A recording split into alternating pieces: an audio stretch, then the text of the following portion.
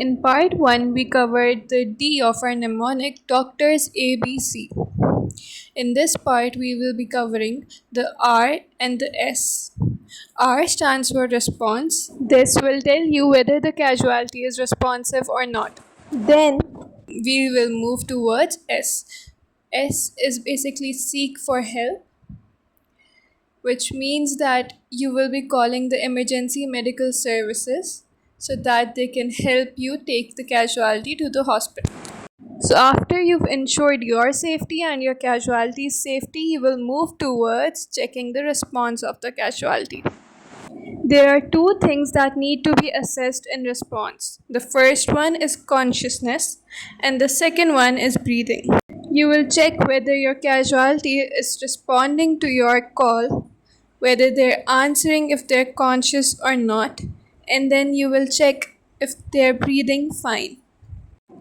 To assess the consciousness of your casualty, you will use the tap method.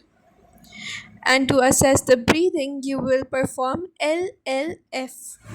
L, which stands for look, the second L, which stands for listen, and F, which stands for feel. So now, what is the tap method? You will use this method to check the consciousness of the casualty. You will sit beside the casualty, and with both of your hands, you'll be tapping the shoulders of the casualty.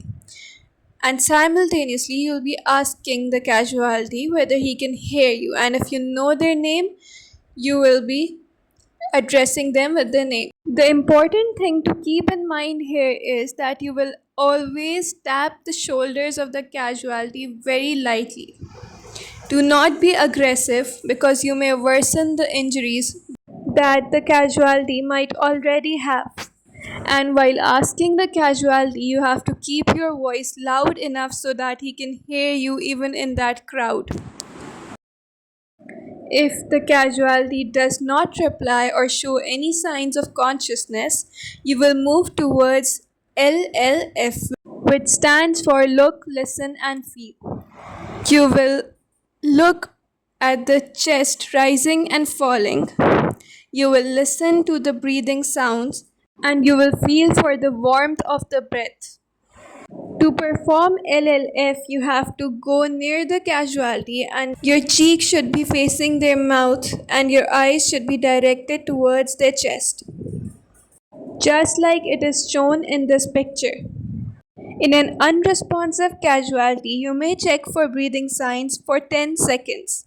If even after 10 seconds you do not observe any breathing signs, you will move on towards calling emergency medical services, which is the S in Doctors ABC.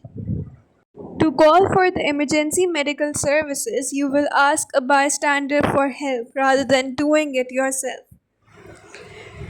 A bystander is any person from the crowd who may help you.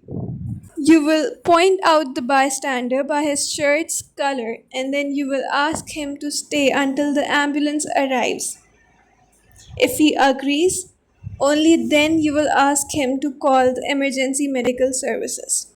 However, if you are alone at the scene with the casualty, you may make the call yourself, but make sure to place your phone on speaker so that you may continue with the rest of the steps of Doctors AB. Once you've made the call, you have to tell them two things.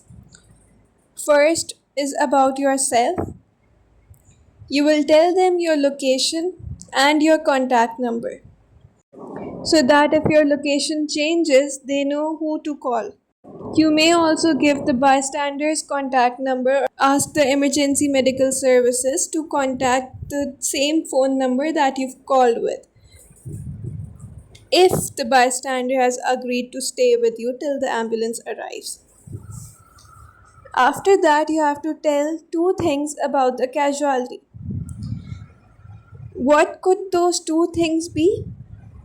It is the consciousness and the breathing of the casualty. You have to tell these two things to the emergency medical services so they know how urgent it is to reach there. To call the emergency medical services, you have to dial 1020 for Chipa, 115 for ED, or 1021 for Aman. These are the three ambulances that operate in Karachi. So, up till now, we have discussed T, R, and S of doctors ABC. In the next parts, we'll learn airways, breathing, and circulation.